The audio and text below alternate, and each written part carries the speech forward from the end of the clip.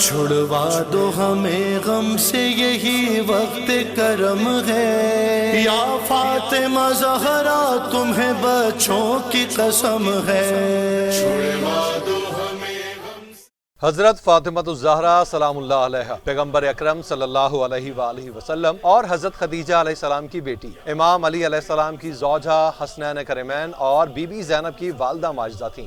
آپ سلام اللہ علیہ اصحاب کسا یا پنجتن پاک میں سے ہیں۔ آپ کا نام نامی فاطمہ اور مشہور لقب زہرا، سیدۃ النساء العالمین، راضیہ، مرضیہ، شافیہ، صدیقہ، طاہرہ، زکیہ، خیر النساء اور بطول ہیں۔ آپ کی مشہور کنیت ام الائمہ، ام الحسنین، ام السبتین اور ام ابیہا ہیں۔ ان تمام کنیتوں میں سے سب سے زیادہ حیرت انگیز ام ابیہا ہے، یعنی آپ اپنے باپ کی ماں ہیں۔ یہ لقب اس بات کا ترجمان ہے کہ آپ اپنے والد بزرگوار کو بے حد چاہتی تھیں اور کم سنی کے باوجود اپنے بابا کی روحی اور معنوی پناہ گاہ تھیں۔ سورہ کوثر، آیت تطہیر، آیت اطعام، آیت مودت آپ سلام اللہ علیہ کی شان اور فضیلت میں وارد ہوئی ہیں۔ حضرت فاطمہ سلام اللہ علیہ واحد خاتون ہیں جو نجران کے عیسائیوں سے مباہلہ میں پیغمبر اکرم صلی اللہ علیہ وآلہ وسلم کے ہمراہ تھیں۔ روایات میں آیا ہے کہ رسول اکرم صلی اللہ علیہ وآلہ وسلم نے حضرت فاطمہ الزہرا سلام اللہ علیہ کو سیدۃ النساء العالمین کے طور پر متعارف کیا اور ان کی خوشی اور ناراضگی کو اللہ کی خوشنودگی اور ناراضگی قرار دیا ہے۔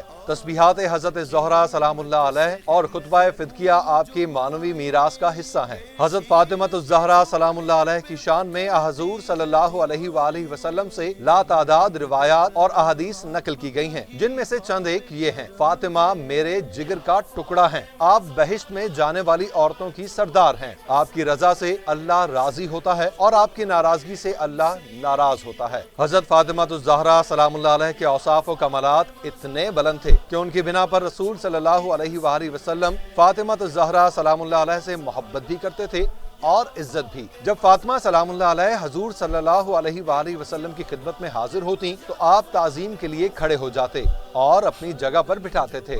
رسول صلی اللہ علیہ وآلہ وسلم کا یہ برتاؤ حضرت فاطمہ الزہرا سلام اللہ علیہ کے علاوہ کسی دوسرے شخص کے ساتھ نہ تھا۔ حضرت فاطمہ الزہرا سلام اللہ علیہ نے شادی کے بعد جس نظام زندگی کا نمونہ پیش کیا وہ خواتین کے لیے ایک مثالی حیثیت رکھتا ہے۔ آپ گھر کا تمام کام اپنے ہاتھ سے کرتی تھیں، جن میں جھاڑو دینا، کھانا پکانا، خرچہ چلانا، چکی پیسنا اور بچوں کی تربیت کرنا شامل تھا۔ جناب سیدہ سلام اللہ علیہ اپنی کنیز فضا کے ساتھ کنیز جیسا برتاؤ نہیں کرتی تھیں۔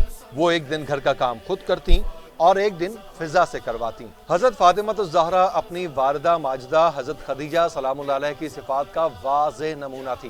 جود و سخا، اعلیٰ فکر اور نیکی میں اپنی والدہ کی وارث اور ملکوتی صفات و اخلاق میں اپنے پدر بزرگوار کی جانشین تھیں۔ وہ اپنے شوہر مولا کائنات علی علیہ السلام کے لیے ایک دلسوز، مہربان اور فداکار زوجہ تھیں۔ آپ کے قلب مبارک میں اللہ کی عبادت اور پیغمبر کی محبت کے علاوہ کچھ نہ تھا۔ زمانہ جاہلیت کی بت پرستی سے آپ کوسوں دور تھیں۔ آپ کا وقت بچوں کی تربیت، گھر کی صفائی اور عبادت خدا میں گزرتا تھا۔ فاطمہ سلام اللہ علیہ اس خاتون کا نام ہے جس نے اسلام کے مکتب تربیت میں پرورش پائی تھی اور ایمان و تقوی آپ کے وجود کے ذرات میں گھل مل چکا تھا۔